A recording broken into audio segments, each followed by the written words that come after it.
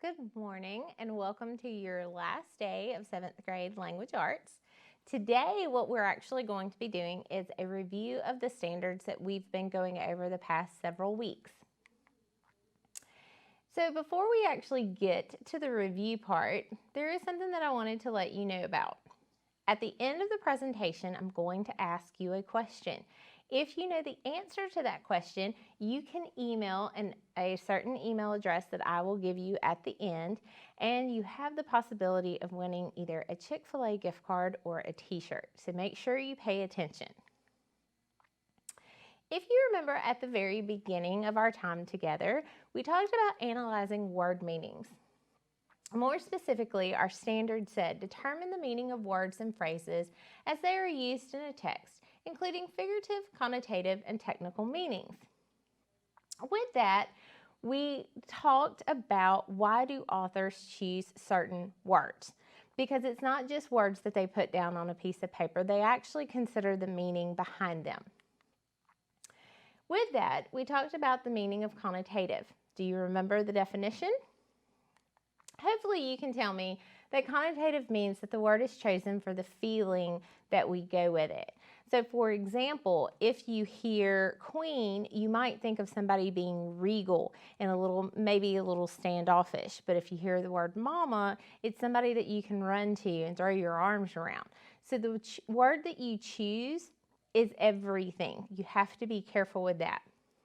With figurative meaning, if you remember back from third quarter, that is when the authors use certain words and they might combine them to express ideas or experiences in detail. More specifically, using similes and metaphors or personification or hyperboles, something to give an additional meaning to your words.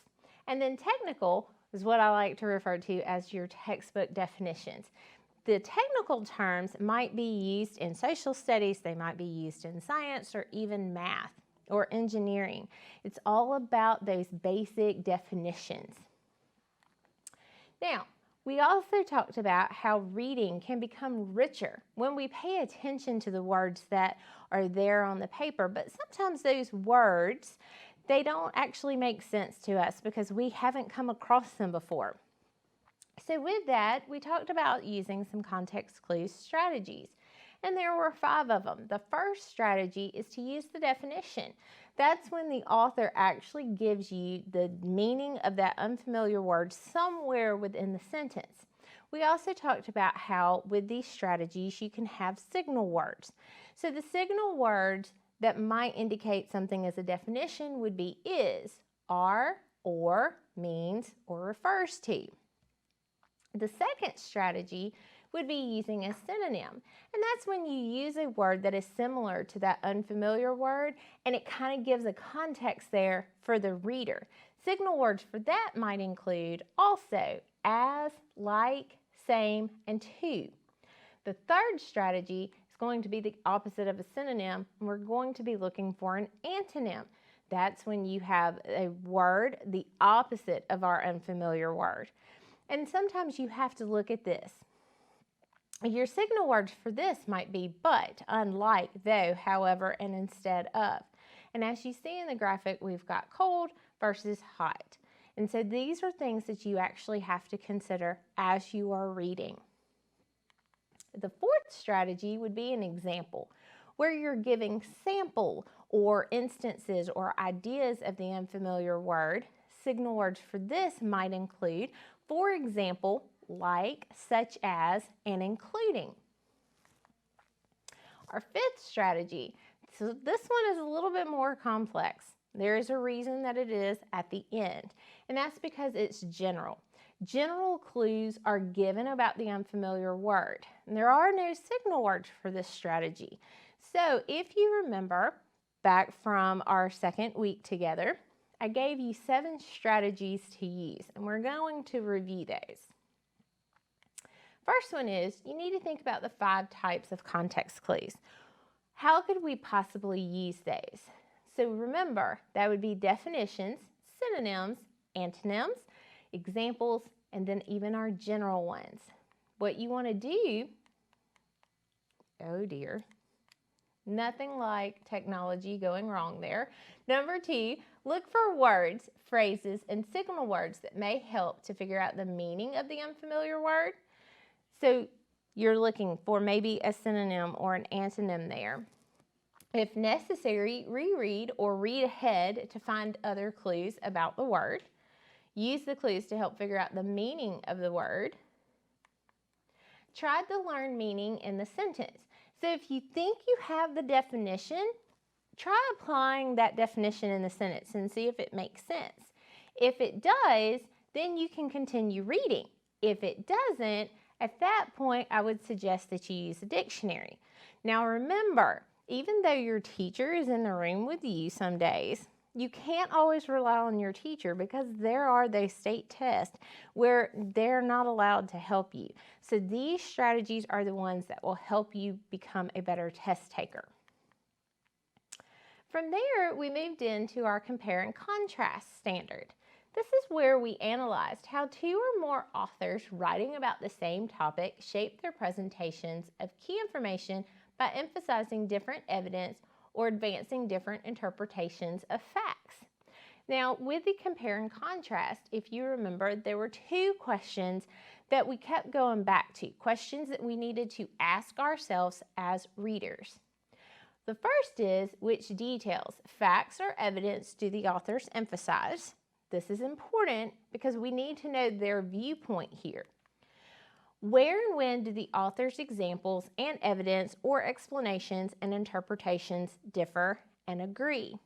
Now, differ and agree, that leads us into thinking about our graphic organizer. Do you remember the graphic organizer that we talked about would be best for this? Hopefully you would tell me the Venn diagram. Now with the Venn diagram, you would have 2 circles, and this is a technical Venn diagram, where you have your differences on the outsides and your similarities on the inside. Now there is one thing that I always caution my students about. When you're labeling your graphic organizer, whether it be a Venn diagram or something else, always make sure you put your labels on there because it's important.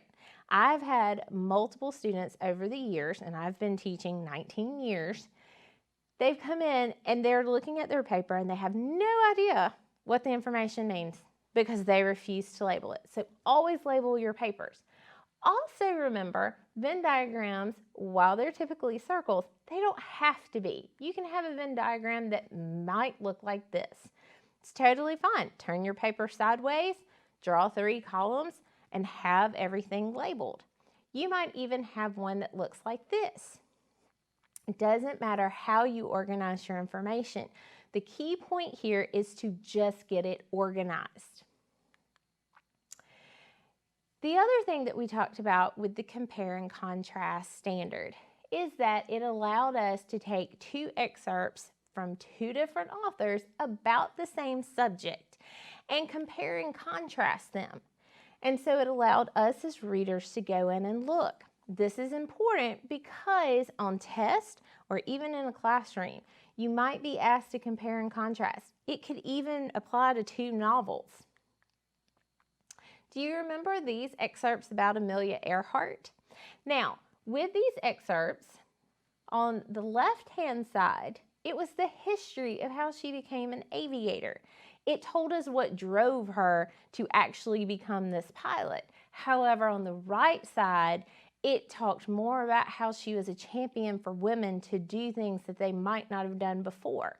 So while both excerpts are about Amelia Earhart, they take 2 totally different approaches.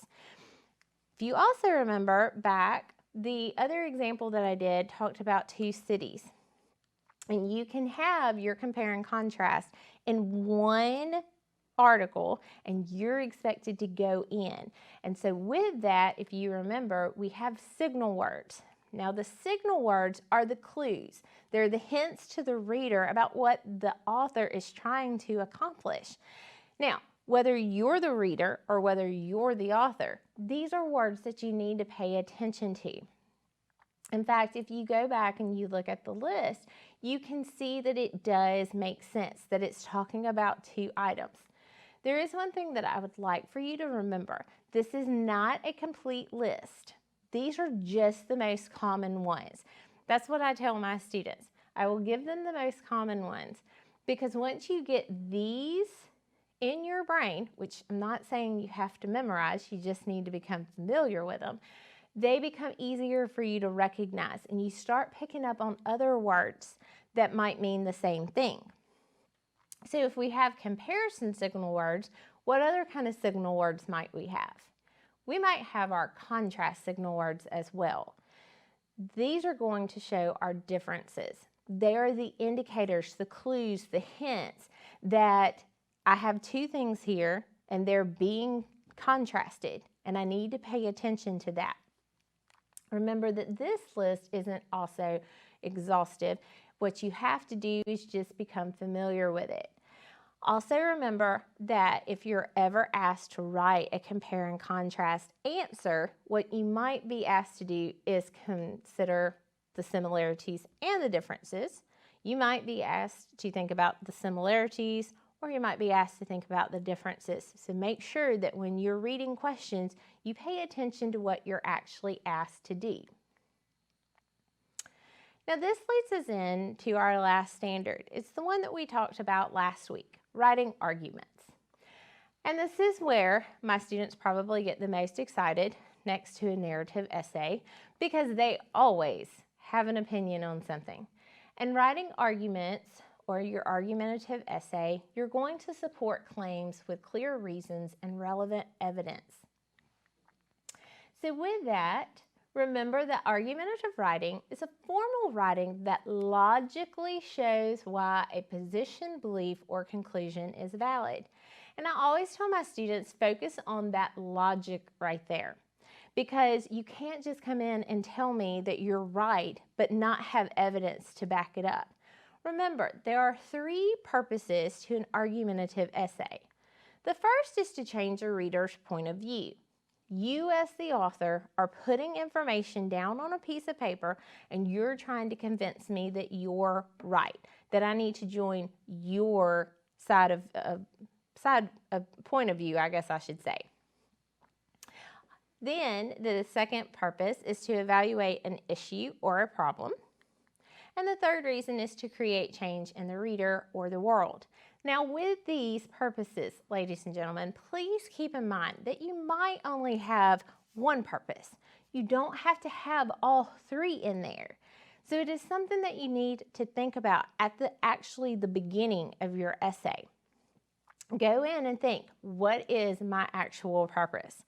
I promise every teacher sits there and thinks, what is the purpose in the lesson? What is it that I want my students to walk away with? It's the same when you're writing. Let's review the definitions of some argumentative writing terms because these, ladies and gentlemen, are not really going to change. They've been the same ever since I was a student in class. You have a claim or a thesis. This is your single sentence which states a position, idea, or belief. We have evidence, which refers to proof or facts that support your claim.